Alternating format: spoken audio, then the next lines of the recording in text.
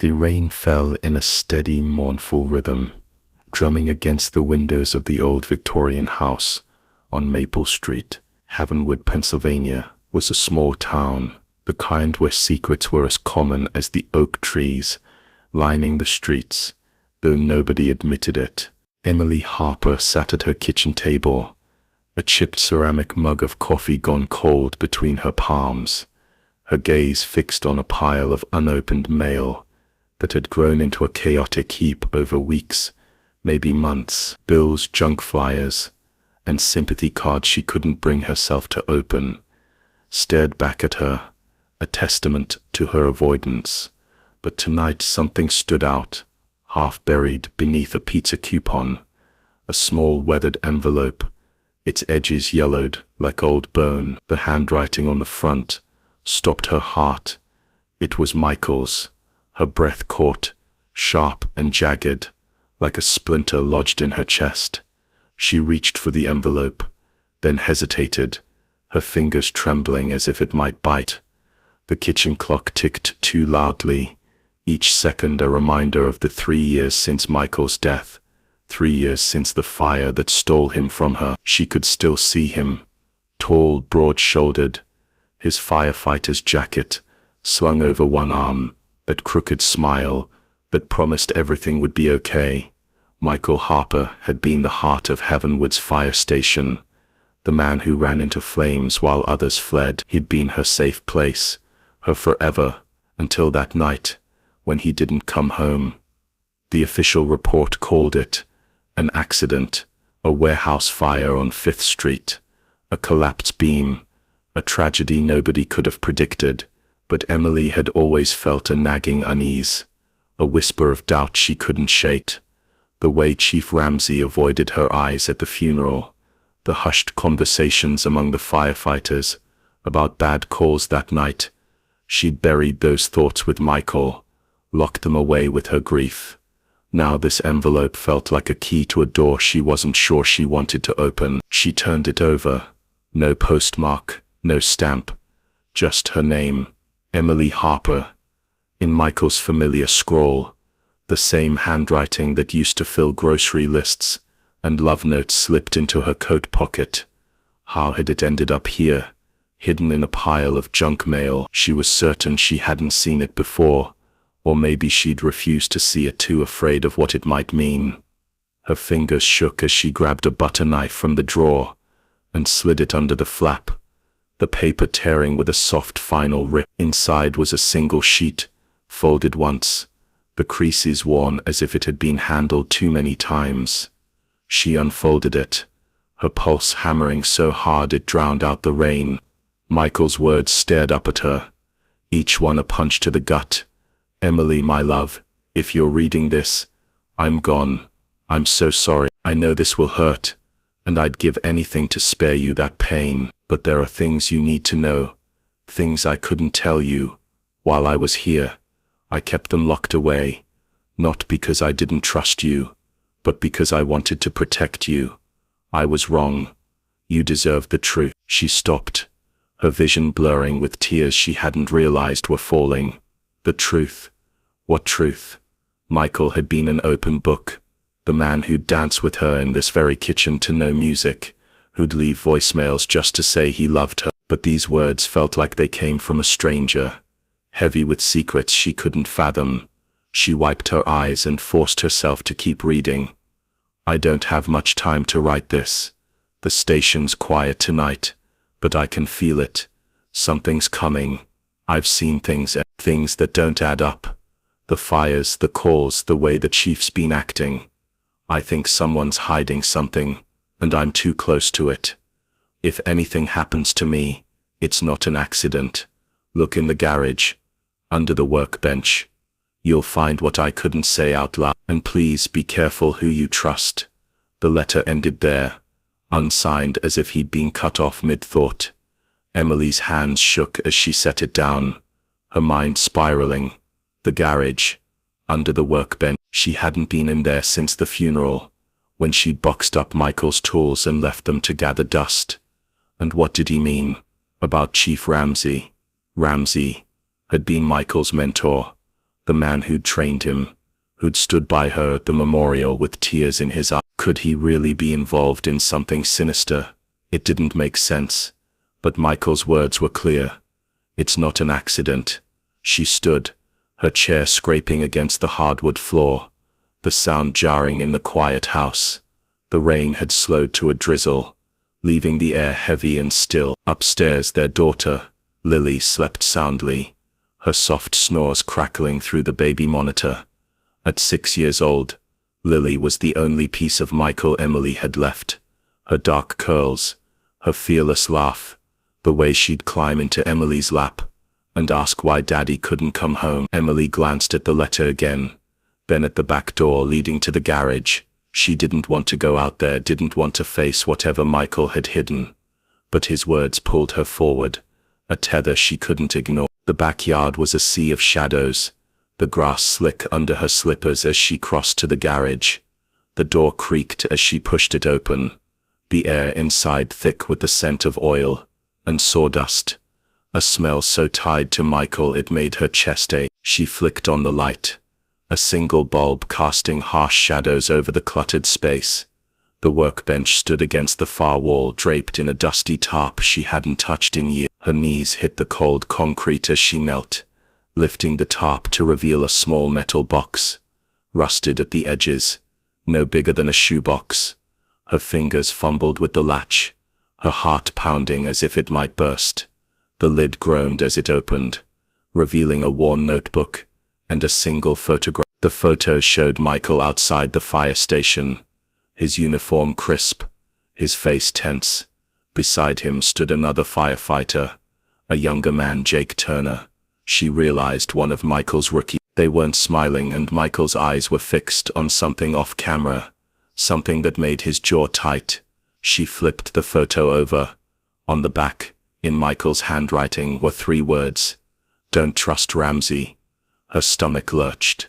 Chief Ramsey had been like family. After the funeral, he'd brought casseroles, checked on her and Lily every month, even paid for Lily's preschool when Emily's savings ran dry. The idea that he could be tied to something that hurt Michael, it was unthinkable. But the notebook in her hands told a different story. She opened it, the pages filled with Michael's tight, urgent scrawl, dates, addresses, fire call logs, details about a string of fires in Havenwood, in the months before his death. One entry dated the night he died, stood out: warehouse on 5th, suspicious origin. Ramsey refused to investigate, said it was electrical. I know it's not. Emily's mind raced. She remembered that warehouse fire. It had been all over the local news. A blaze so fierce it lit up the night sky like a second sun. Michael had kissed her goodbye that evening, promising to be home for breakfast. He'd ruffled Lily's hair, told her to be good for Mummy. He never made it back. The official report blamed faulty wiring, but Michael's notes suggested something else. Arson maybe, or worse.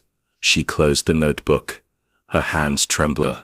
The letter, the photo, the notebook. It was too much, too fast. She needed to think, to breathe. But Michael's warning echoed in her mind. Be careful who you trust. Back in the kitchen, she locked the door and sank into a chair, the notebook and photo beside the letter. The house was too quiet now, the rain gone, leaving an eerie stillness that made her skin prickle. She thought of calling her sister Claire, who lived across town, or even confronting Ramsey herself. But Michael's words stopped. Instead, she grabbed her phone and scrolled through her contacts, landing on Jake Turner's name. Jake had been a rookie at the station, one of Michael's favorites. If anyone might know something, it was him. Her thumbs hovered over the screen, then typed, Jake, it's Emily Harper. Can we It's about Michael. She hit send before she could change her mind. The reply came within seconds. Emily. Wow, been a while. Sure, I'm free tomorrow. Coffee at Maggie's, 10 a.m. She agreed, her fingers still shaking. Jake had left the fire station a year after Michael's death, moved to a nearby town. She hadn't seen him since the funeral, but she remembered his kindness, the way he'd lingered afterward, his eyes red and haunted. Sleep didn't come that night. She lay in bed, the notebook on her nightstand, its secrets whispering to her in the dark. She thought of Michael, the life they'd planned, the dreams they'd shared, a second child, a trip to the Grand Canyon, growing old together on a porch swing. Instead, she was alone, raising Lily in a town that felt smaller every day, chasing ghosts she wasn't sure she wanted to find. By the time the sun rose, painting the sky a soft pink, Emily was already dressed, the notebook and photo tucked into her purse. She dropped Lily off at Claire's, promising to be back by lunch, then drove to Maggie's diner, her nerves frayed like old wire. Maggie's was a Havenwood institution, its red vinyl booths and jukebox frozen in time since Emily's childhood. Jake was already there, sitting by the window, his blonde hair cropped shorter than she remembered, his frame leaner, like the years had whittled him down. He stood when he saw her, offering a small smile that didn't reach his eyes. "Emily," he said, his voice soft but heavy. "It's good to see you. Thanks for meeting me," she said, sliding into the booth. The waitress poured coffee and Emily wrapped her hands around the mug, craving its warmth. I found something. From Michael." Jake's expression shifted, a flicker of unease crossing his face. "What kind of something?" She hesitated, then pulled the letter from her purse and slid it across the table. "This, and a notebook. Some notes about fires. About Chief Ramsey." "Jake, what happened that night? The warehouse fire. Was there something Michael knew that got him killed?" Jake's jaw tightened, and he glanced around the diner, his eyes scanning the other booths as if expecting someone to be listening. "Emily, you need to be careful with this. Michael," he was asking questions, digging into things he shouldn't have. "I told him to let it go, but he wouldn't. Said it was bigger than the station, bigger than Havenwood." "Bigger how?" she pressed, her voice low but urgent.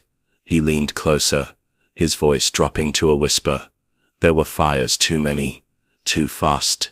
Michael thought they weren't accidents." He was looking into the warehouse owner, some guy named Victor Klein, with ties to the city council. He thought Klein was covering something up, maybe money laundering, maybe worse. Michael found evidence, or he thought he did. Ramsey told him to drop it, said it was above his pay grade, but Michael wouldn't listen. Emily's heart pounded. Victor Klein, she knew the name, a local businessman, always in the papers for donating to community projects, shaking hands with the mayor. Could he be involved? "So you think someone wanted Michael gone?" "I don't know," Jake said, running a hand through his hair. "But that night, the call came in late. Ramsey sent Michael's team in first, even though they were short-staffed. The warehouse was a death trap. Old wiring, chemicals stored wrong. It never sat right with me. And after, I couldn't stay. Too many questions, not enough answers." She stared at him, the weight of his words sinking in like stones. Michael's death wasn't an accident.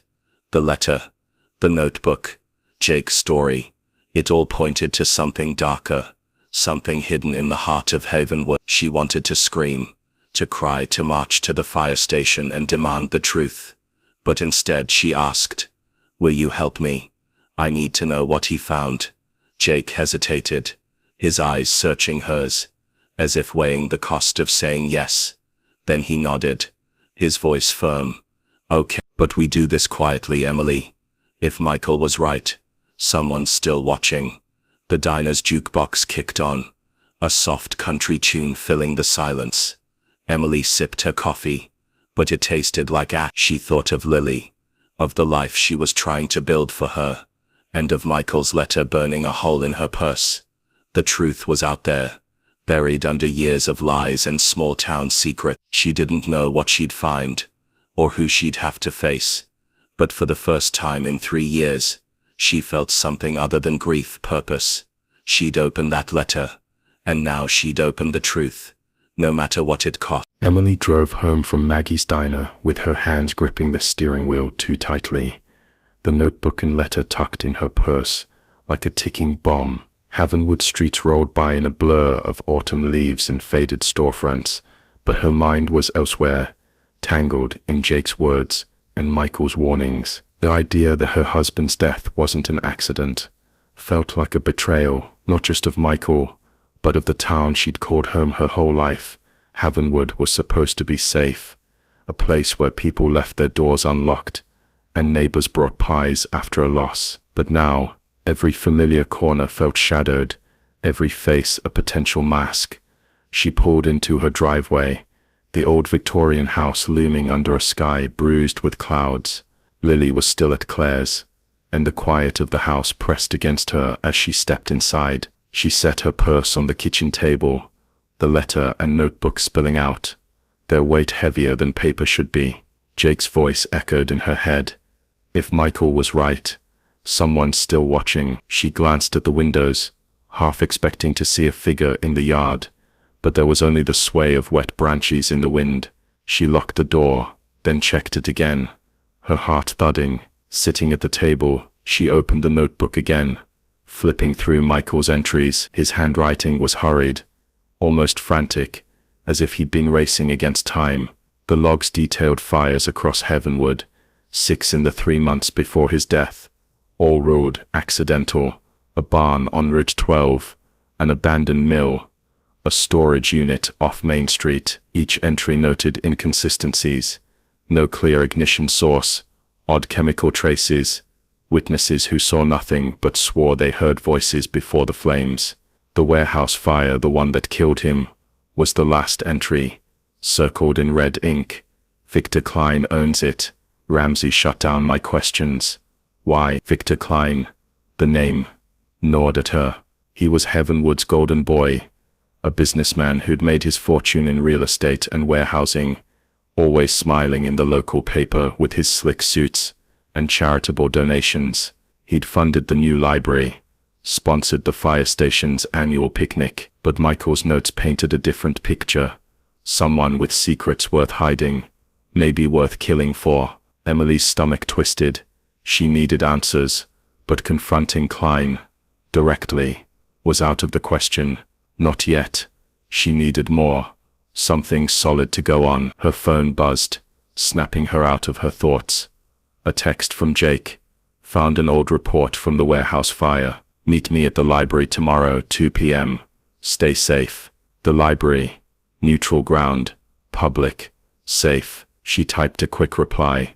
See you there, then set the phone down, her mind racing. The library was where she and Michael used to take Lily for story time, where he'd pretend to read picture books in silly voices to make her laugh. The memory stung, but it also steeled her resolve. If Michael had been chasing the truth, she'd pick up where he left off. For him, for Lily, for herself. The next morning, Emily woke to the sound of Lily singing in her room, a made-up song about rainbows and dinosaurs. The normalcy of it felt like a lifeline. She got Lily dressed, packed her lunch, and drove her to school, trying to keep her voice steady as she answered questions about her day. Mommy, are you sad again?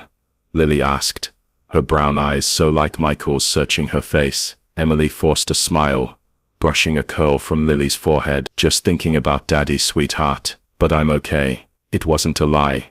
Not entirely. She was thinking about Michael, but not just with sadness. For the first time in 3 years, she felt him with her, guiding her towards something he'd left unfinished. After dropping Lily off, Emily headed to her sister Claire's house. Claire was her opposite in every way.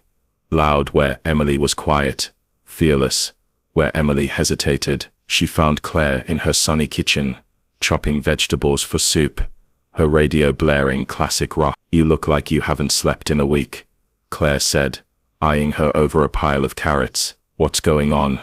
Emily hesitated. She wanted to tell Claire everything. The letter, the notebook, Jake's warnings. But Michael's words stopped her. Be careful who you trust. Claire was family, but she was also close to half the town, including Ramsey's wife. Instead, Emily said, just found some old stuff of Michael's. It's bringing things up. Can you watch Lily this afternoon? I've got an errand. Claire's eyes narrowed, but she nodded. Of course. But If you're in trouble, you tell me. Okay, you don't have to do this alone. Emily nodded, her throat tight, and left before Claire could press further. The Heavenwood Public Library was a squat brick building, its shelves packed with books and secrets alike. Emily arrived early, her purse heavy with the notebook and letter. She found a table in the back, near the local history section, and waited, her fingers tapping nervously. Jake arrived right on time, carrying a manila folder, and looking as tense as she felt. He slid into the chair across from her, keeping his voice low. I pulled some strings with an old buddy at the station, got a copy of the warehouse fire report, unofficial, so don't ask how. He slid the folder across the table. Emily opened it, her eyes scanning the typed pages. The report was dry, clinical, faulty wiring, structural failure, no evidence of foul play. But Jake pointed to a handwritten note stapled to the back, in Michael's handwriting. Klein was there that night, saw him outside, talking to Ramsey. Why wasn't he questioned? Emily's pulse quickened. Klein was at the fire. Why would the owner be there at midnight? Exactly, Jake said, leaning closer. Michael noticed it too. He started digging into Klein's businesses, warehouses, storage units, even some properties out of town. A lot of them burned, and always ruled accidental, always insured to the hilt. Michael thought Klein was torching his own places for the payouts, but he needed proof. Emily's mind raced. Insurance fraud made sense. Big money.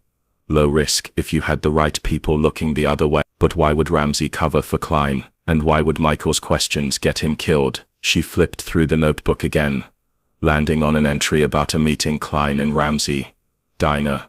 3:15. Overheard talk about cleaning up. What does it mean? The date was a week before the warehouse fire. We need to know what Michael found, she said, her voice steadier than she felt. If Klein was burning his own properties, there's got to be a paper trail. Insurance claims, financial records, something. Jake nodded, but his eyes darted to the library entrance. I know a guy, Tom, who works at the county records office. He owes me a favor. I can get him to pull Klein's property filings, but it'll take a day or two. In the meantime, you need to lay low. If Ramsey or Klein get wind you're digging, it could get bad. Emily's stomach churned. She thought of Lily, of the life she was trying to protect. What about you? You're sticking your neck out too. Jake's jaw tightened. Michael was my friend. He trusted me to have his back, and I failed him that night. I'm not failing him again. They agreed to meet again in 2 days.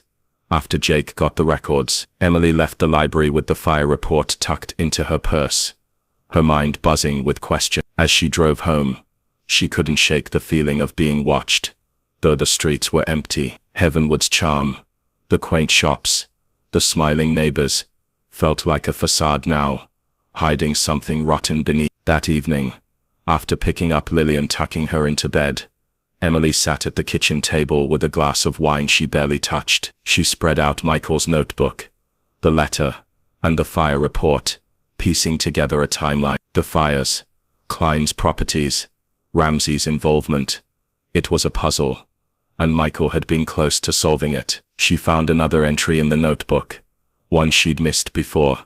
Talked to Sarah Klein. She knows something. Scared. Won't meet again. Sarah Klein, Victor's ex-wife, who'd left town a year before Michael's death. Emily vaguely remembered her, a quiet woman who'd always seemed out of place at Klein's flashy events. If Sarah knew something, she might be the key. Emily grabbed her laptop and searched for Sarah Klein. A few clicks led to an address in Pittsburgh, about an hour away. It was a long shot, but if Sarah was scared back then, maybe she'd talk now. Emily hesitated, then wrote down the address. She'd go tomorrow, after dropping Lily off at school. It was risky, but sitting still felt riskier. The next morning, Emily drove to Pittsburgh, her nerves frayed but her resolve firm. Sarah's address led to a modest apartment building, its paint peeling but the windows clean. Emily knocked, her heart in her throat. The woman who answered was older than Emily remembered, her hair streaked with gray, her eyes wary. Sarah Klein, Emily asked. Who's asking? Sarah's voice was sharp, guarded. I'm Emily Harper, Michael Harper's wife. He died in the warehouse fire 3 years ago. I found something he left, About Victor. I think you know what it's about. Sarah's face paled, and she glanced down the hall before stepping aside. Come in, quick.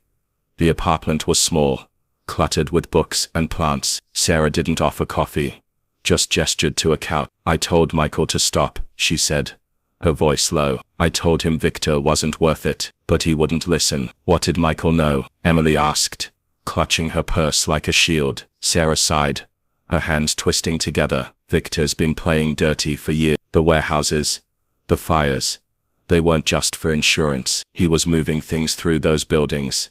Money, goods, I don't know what exactly. He had people in his pocket, people who made sure the fires were never investigated. Michael got too close, started asking about shipments, about the warehouse on 5th. Victor found out. Emily's blood ran cold. Are you saying Victor had Michael killed? Sarah's eyes darted to the window. I'm saying Michael was a threat. Victor doesn't like threat, and he had help. Someone at the fire station.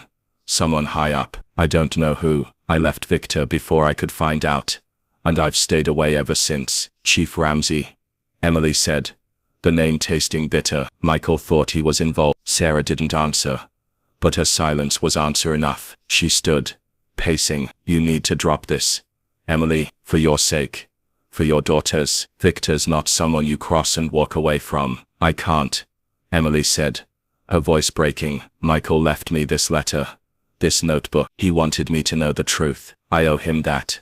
Sarah's eyes softened, but her voice stayed hard. Then be smarter than he was. Don't trust anyone, not even your friend at the station, and don't come back here. Emily left Pittsburgh with more questions than answers, Sarah's warning ringing in her ears. She drove back to Havenwood, her mind racing. Victor Klein wasn't just a shady businessman. He was dangerous, and Ramsey might be protecting him. But why? Money, loyalty, something worse. She needed Jake's records, something concrete to tie Klein to the fires, to Michael's death. When she got home, she found a note slipped under her door, written in block letters. Stop digging. Her heart stopped. She locked the door, checked the windows, and called Claire to make sure Lily was safe. Claire, oblivious to the danger, said Lily was fine, playing in the backyard. Emily hung up, her hands shaking. Someone knew she was asking questions. Someone was watching. The next day, she met Jake at a park on the edge of town, away from prying eyes. He handed her a stack of papers, property records, insurance claims, all tied to Klein's businesses. Tom came through, Jake said, his voice tense. Klein's made millions off those fires. Every property was overinsured, and the payouts went through a shell company. But look at this. He pointed to a document, a fire inspection report signed by Ramsey, approving the warehouse on 5th. Just days before it burned, Ramsey cleared it, even though Michael flagged safety violation. Emily's stomach churned. So Ramsey knew it was a death trap. He sent Michael in anyway. Jake nodded, his face grim. There's more. I found a name in the records. Marcus Holt. He's a private investigator Klein hired a month before the fire. Word is, Holt was tailing Michael, reporting back to Klein. Emily felt sick. Michael had been watched, followed, maybe targeted. She thought of the note under her door. The warning. Jake, someone left a note at my house last night, told me to stop digging. His eyes wide. You need to back off, Emily. This is bigger than we thought. Holt's still around. Works for Klein's security team now. If he's watching you, I can't stop, she said, her voice fierce. Not now. Michael died for this, and I won't let it be for nothing. Jake sighed, rubbing his temples. Then we do this together. No more solo trips like Pittsburgh. We need a plan. Something to expose Klein and Ramsey without putting you or Lily in the crosshairs. They spent the next hour plotting. Jake would reach out to a reporter friend, someone outside Havenwood, who could dig into Klein's finances without raising red flags. Emily would keep searching Michael's notebook for clues, maybe find other firefighters who'd worked with him, who might know something. But as they talked, Emily couldn't shake the feeling that time was running out. The note under her door wasn't just a warning, it was a promise. That night, she tucked Lily into bed, reading her favorite story about a brave little fox. Lily's eyes drooped, her small hand clutching Emily. Is Daddy proud of us? She asked, her voice sleepy. Emily's throat tightened. Always, baby. He's watching over us. She kissed Lily's forehead. But as she turned off the light, Michael's letter flashed in her mind. She wasn't just fighting for the truth. She was fighting for Lily, for the life Michael wanted them to have. Downstairs, she opened the notebook again, her eyes landing on a name she hadn't noticed before. Councilman Barrett. A meeting with Klein. Noted a week before the fire. Barrett was still on the city council.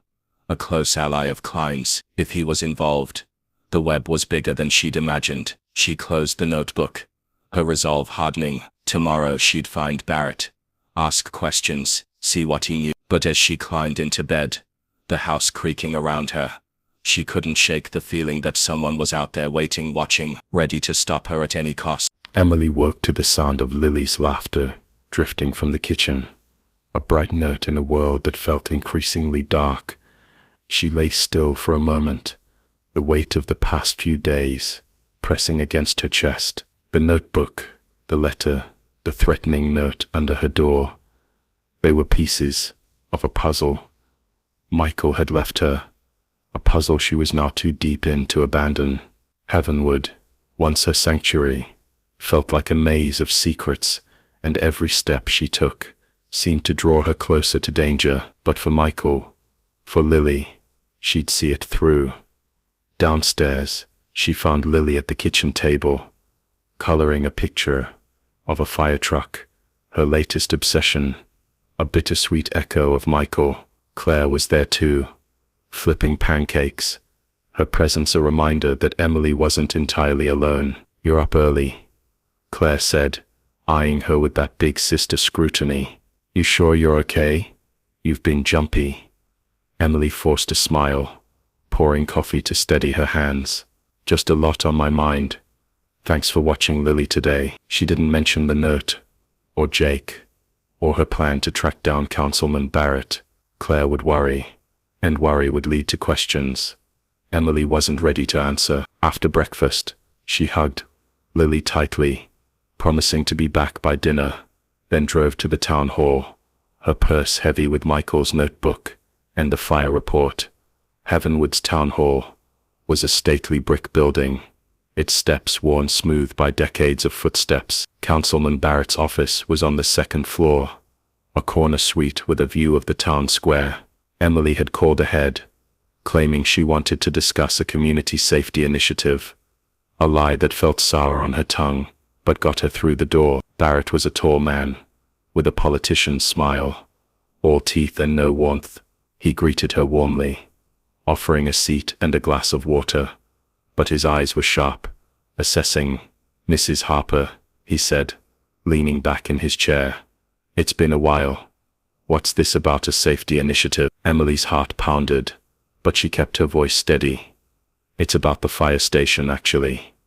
My husband, Michael, he was a firefighter. As you know, I found some of his notes about safety concerns at the warehouse on 5th Street. The one that burned down. He mentioned you and Victor Klein meeting before it happened." Barrett's smile didn't falter, but something flickered in his eyes. Surprise, maybe, or fear. "Michael was a good man," he said carefully, "but I'm not sure what you're getting at. Victor and I have worked together on projects. Sure, he's a big supporter of Heavenwood. As for the warehouse, that was a tragedy, but the investigation was thorough. Faulty wiring, I believe."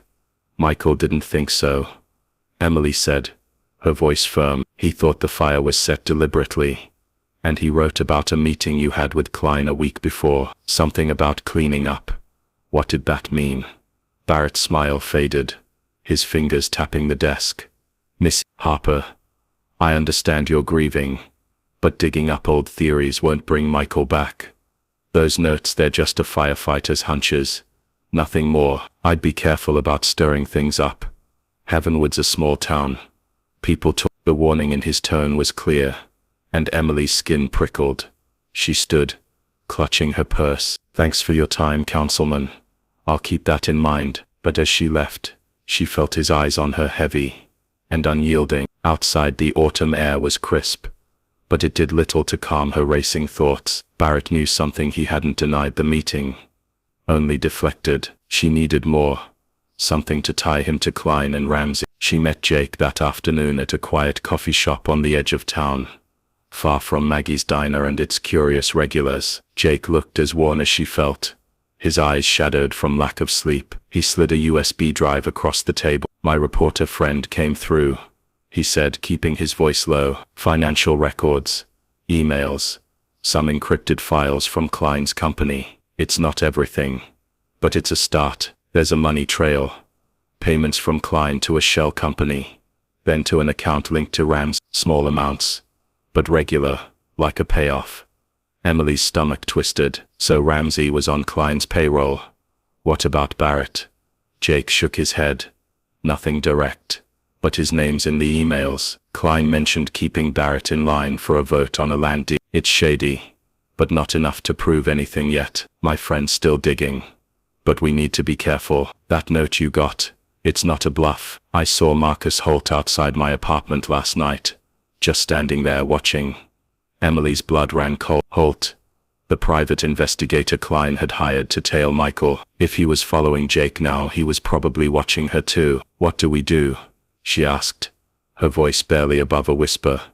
"We confront Ramsey," Jake said, his jaw tight. "He's the weakling. If we can get him to talk, we might get enough to go to the police or the press, but we need to do it smart, somewhere public. The fire station's fundraiser is tomorrow night. Ramsey'll be there. Klein too. It's our best shot." Emily nodded, though fear gnawed at her. The fundraiser was a heavenward tradition, a packed event with food, music, and speeches, a perfect cover for a confrontation, but also a perfect place for things to go wrong. "Okay," she said, "but I'm bringing Michael's note. If Ramsey's hiding something, I want him to know we have proof." Jake frowned but didn't argue. "Just keep it close, and don't go anywhere alone. I'll pick you up tomorrow, 6 p.m. That night, Emily tucked Lily into bed, her heart heavy as she read the Fox story again. Lily's questions about Michael were harder now, more pointed. "Why did Daddy's fire truck crash?" she asked, her small voice cutting through Emily like a knife. It wasn't a crash, but Emily didn't correct her. Instead, she kissed Lily's forehead and said, "He was being brave, sweetheart. He's always with us." As she turned off the light, she wondered if she was being brave or reckless, chasing a truth that might destroy what little she had left. The fundraiser was held at the fire station, its bay doors open to reveal tables laden with food and a small stage for speeches. The crowd was a mix of locals, families, shop owners, council members, all smiling under string lights that glowed like fireflies. Emily wore a simple black dress, Michael's notebook hidden in her purse, her nerves taut as she scanned the room. Jake stayed close, his presence a quiet reassurance. Ramsey was near the stage, laughing, with a group of firefighters, his face ruddy from beer or guilt. Klein was there too, in a tailored suit, shaking hands like a politician. Barrett stood nearby, his eyes darting to Emily when she entered. "Let's wait for Ramsey's speech," Jake whispered. "He'll be distracted. Easier to corner." Emily nodded, her heart pounding as she mingled, forcing smiles for neighbors who offered condolences even now. 3 years later, the air was thick with the smell of barbecue and the hum of small-town chatter. But to Emily it felt like the calm before a storm. Ramsey took the stage, his voice booming through a microphone. "Heavenwood's fire station is the heart of this town," he said, raising a glass. "To our heroes, past and present." The crowd cheered, but Emily's eyes were locked on him, searching for cracks in his facade. When he stepped down, she and Jake moved toward him, weaving through the crowd. Ramsey saw them coming, his smile faltering. "Chief," Emily said, her voice steady despite the knot in her stomach. "Can we talk somewhere private?" Ramsey hesitated, then nodded, leading them to a small office off the main bay. The noise of the fundraiser faded as he closed the door. "What's this about, Emily?" he asked, his tone guarded. She pulled the notebook from her purse, holding it like a weapon. "Michael's notes, about the fires, about Klein, about you. He knew the warehouse fire wasn't an accident. He knew you were covering for Klein." "Why, Chief? Why did you let him die?" Ramsey's face went pale, his hands clenching. "You don't know what you're talking about. Michael was like a son to me. That fire was a tragedy. Nothing more." Then why did you shut down his questions? Jake said, stepping forward. Why's your name on payments from Klein's shell company? We have proof, Ramsey. It's over. Ramsey's eyes darted between them, his composure cracking. You don't understand, he said, his voice low. Klein, he's got this town in his pocket. The council, the police, even the men. Those fires, they weren't just about money. They were covering up shipments, things I didn't even know about until it was too late. I told Michael to back off, but he wouldn't listen. I didn't want him to die. Emily, I swear. Then who did? She demanded, her voice breaking. Who set that fire? Ramsey sank into a chair, his face crumpling. I don't know. Klein's people. Holt. Maybe. I was just trying to protect the station.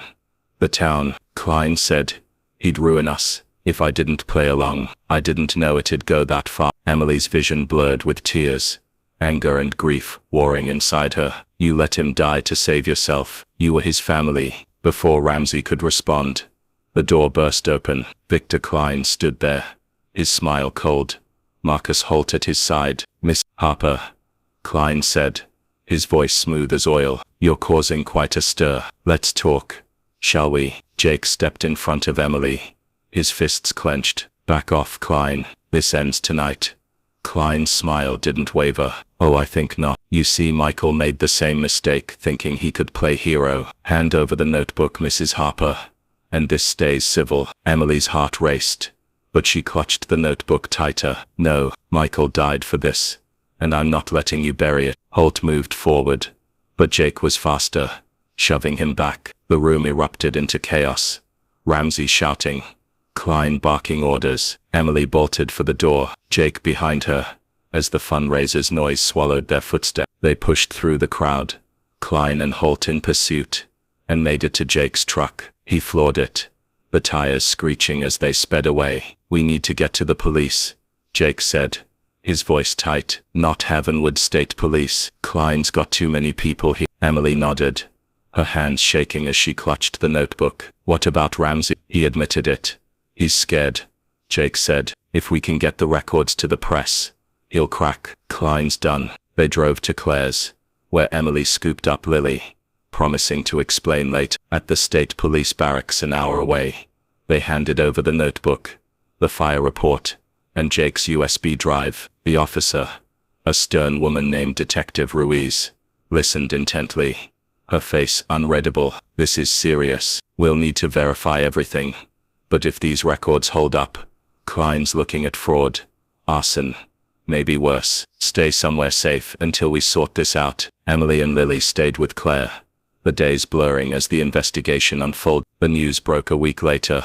Klein arrested, Ramsey suspended, Barrett under scrutiny. The state police found evidence of illegal shipments through Klein's warehouses, drugs and cash funneled through shell company. Michael's notes were the key, tying Klein to the fires, and Ramsey to the cover-up. Holt turned state's evidence, implicating Klein in exchange for a deal. Emily sat in Claire's living room, watching the news with Lily curled against her. The truth was out, but it didn't feel like victory. Michael was still gone, and Havenwood would never be the same. She opened his letter again, reading the words she'd memorized. You deserve the truth. She'd found it, but at a cost. Her trust in the town, in the people she'd called friend. One evening, as the sun set, Emily took Lily to the fire station's memorial, a stone plaque with Michael's name. She knelt, tracing the letters. We did it, she whispered. You were right, and I made sure they knew. Lily placed a small drawing of a fire truck beside the plaque, her small hand in Emily's. Back home, Emily tucked the letter into a box with Michael's things, not to forget, but to let go. The truth hadn't brought him back, but it had given her something else, closure, and the strength to keep going for Lily, for herself. Hey there, Crimson Truth listeners. It's time to close out this chapter of Emily's story. Can you imagine finding a letter like that? A voice from the past pulling you into a mystery you never expected. Emily faced her grief, her fear, and a town full of secrets to honor Michael's memory. And that's the kind of courage that leaves you speechless. What would you do if you found a truth that could change everything? Drop your thoughts in the comments. Share this story with someone who loves a tale of heart and grit, and hit that subscribe button to join us for more stories that dig deep into the human spirit. This is the Crimson Truth, where we uncover the stories that matter. Stay safe, stay curious, and we'll see you next time.